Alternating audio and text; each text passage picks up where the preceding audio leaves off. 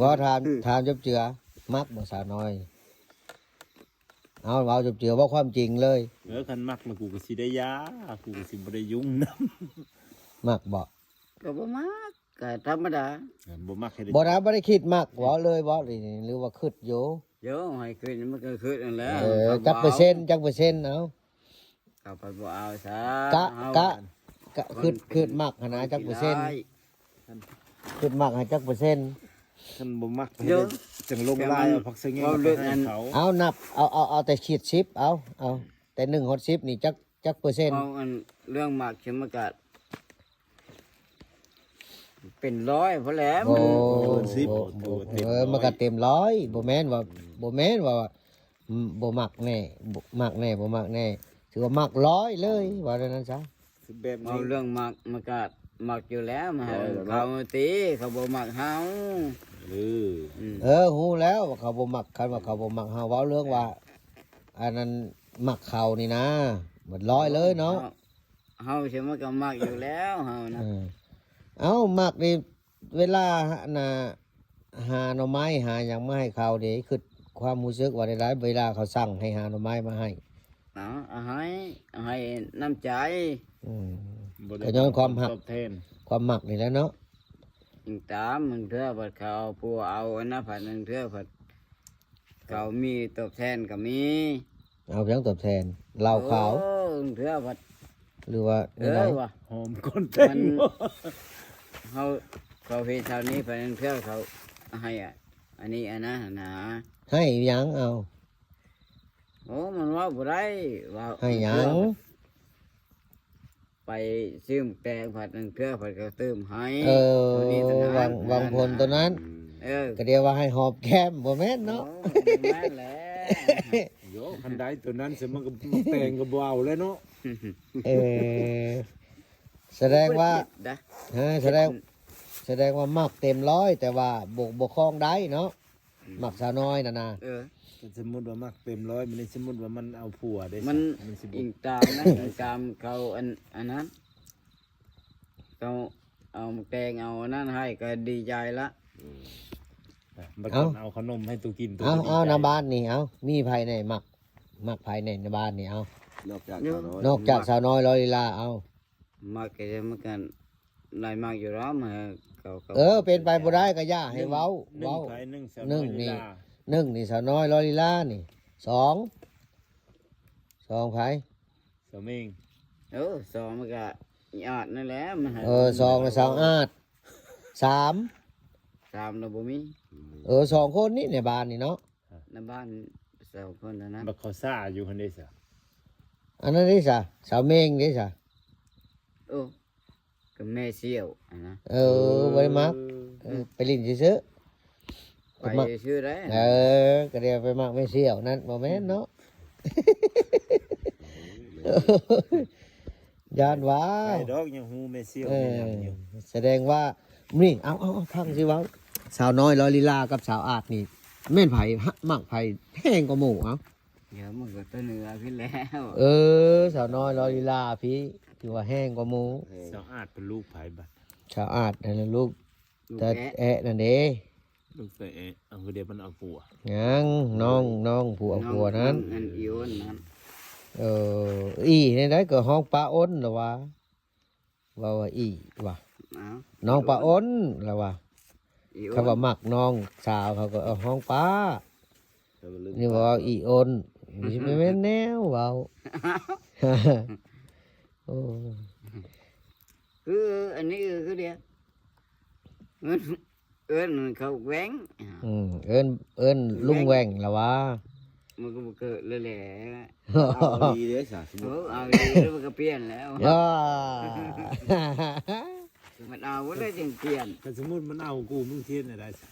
เอาก็เอาแล้วไผไว้ยังให้สิบ่ช้ำใจบ่แลเอา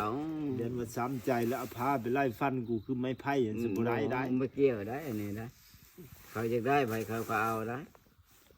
ถือว่าเฮ็ดยังแทนได้หมดเนาะผู้อยู่ทางเหนือนี่เนาะสาวน้อยนี่เนาะสาวน้อยร้อยลีลานี่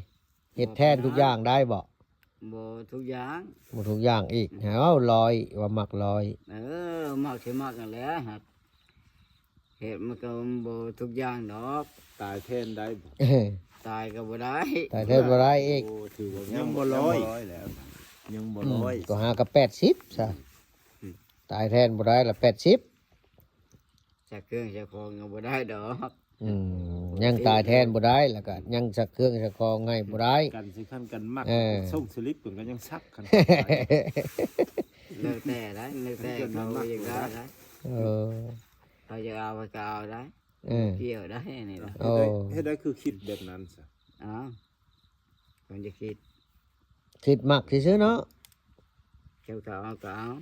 คิดมักเขาคันเขาเอาก็เอาบ่เว้าแล้วมักละลาเออ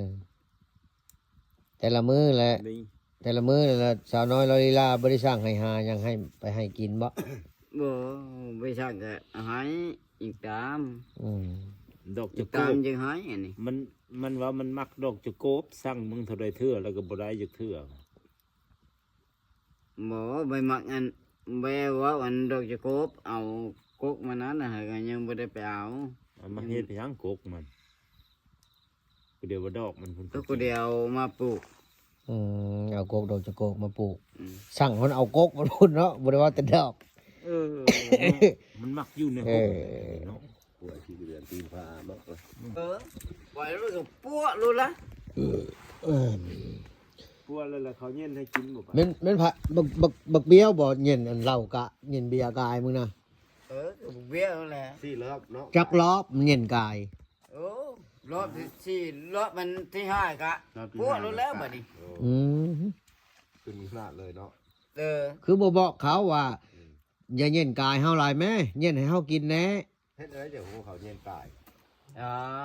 บ่ฮู้ได้คำบ่ได้มาปานใดเนาะคำซื้อขนมมาแล้วบ่ยังบ่ได้เย็นอยู่นี่มึกล่ะปั้วรู้ละเออ มึงก็บ่ถาม เออ เขาเป็นได้จะบ่เย็นให้เฮากินแน่เครียดสั่งไปสั่งเฮาซั่นดอกจะถามในนั้นสิก่อนนะวะจัง โย ปวดจังเปีย ว่าก ไปถามว่า อันนี้ลูกขึ้น หมู่ เนาะ กับครูเนาะก็ซื้อขนมมาแล้วก็เย็นให้กินแล้วว่าเพื่อเด้อ อันนั้นเนาะ บ่ได้ สรุปแล้วล่ะกิน เย็น กินเบียร์มื้อนั้นล่ะเขาล่ะอันใช้ไปซื้อขนมใช้ไปซื้อขนมแล้วไปซื้อขนมมานั่นแหละเย็นเบียร์กาย เออ เย็นเบียร์กายหัน5รอบพุ่นแล้วอยากหาย เออ อยากหายแล้วไปเอาขวดเบียร์ทับอันละหัวเนาะ เออ บ่แม่นทับอันตูบอันนะทับละหัวพุ่นมันบ่ เออคำโอ้คำจิทำมาในนี้มันก็ทิ่มแว่งใส่คือตัวมันนั่นก็ได้ โอ้ยได้แล้วแต่เขาจะโทษเขาหา นักเลงกัน โอ้โทษบ่โทษ เอาเย็นเบียร์กายว่าเย็นเบียร์กายอยากหายโอ้ เกี่ยวเลยก็ กายเขา5รอบเนาะ ไม่นะ กายดำรอบแค่นี้เนาะ5รอบ พออดได้เนาะ4รอบ เออสี่รอบมันยังอดได้แน่ รอบ5บ่ได้เลย ล้มมาแต่ป้าตัว มันเป็นได้จังกายกูนี่เนาะ เด้อคิดคะนิ่งแล้วอันนี่ก็ดิมันเป็นได้ได ขึ้นแล้วเนาะขึ้นนักแหละหมูเย็นเบียร์กายขึ้นนักแหละขึ้นว่าหมูสั่งหมดหรือไหน เออสุดลายกันนั่นเลย เออ สุดใจหมูสั่งเลย หมู่สั่งบ่ว่าละไอ้ไทยยากนี่นะเนาะอยู่ ห ยาม มู มัน สั่ง กิน บ่ กะ เห็น มัน ได้ ก็ ได ยากอยู่แล้วเนาะกระแทก คือบอกเขาว่า เป็นคนบ่ดีบ่ เปล่า นั่นได้ หมอคือบอก ไปนั่นได้ คือบอกต่อหน้าเลยว่าเย็นเบียร์กายเฮาเห็นหยังคือบอกคือไปทับแก้วเบียร์พุ่น ก็ไปถามนั่นนะ นั่นแหละตัวจะหายเกินไปตัวตั้งสติบ่ได้นะ อืม มันต้องตั้งสติเนี่ย โยมันก็ไปทางแหละคำจะให้แล้วมันก็ปดปัดแล้วมันก็บ้าเดี๋ยวมันก็ปุ๊รู้เลย คนทำมันก็ต้องเว้าด้วยเหตุผลบ่แม่นสิจะไปปูหรือปูมันต้องถามเหตุผล ไม่เกี่ยวครับอันเหตุผลนี่นะความอย่างนั้นมันก็ความอย่างนั้นนะ เหตุผ ก็ ล เพราะนั้นเหตุผลนั่นนะเดี๋ยว เห นี้ ตุ นะ เหตุผลเย็นเบียร์กาย5รอบ นั่นนะ คันรอบที่1ยังบ่เว้ารอบที่2ก็บ่เว้าที่3ก็บ่เว้ารอบที่4ก็บ่เว้า รอบที่5แล้วทวดแล้วเนาะ โอ้โลแล แล้วเขาตอบได้หลาย โอ้โห บุญนี่ก็เขาก็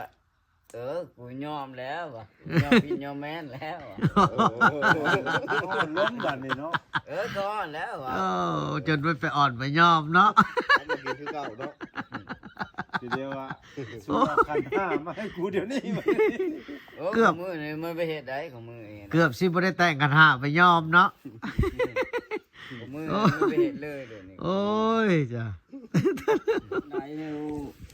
แม่นน่ะนะ โอ้ยบอก ปั๊มอยู่ที่เฮือนผู้อันนี้เมาอยู่มันก็ ปั๊มอยู่ บุญนี่ก็ปั๊มมันสุกมันก็เซ่เลิกมันก็พับแล้วแหละ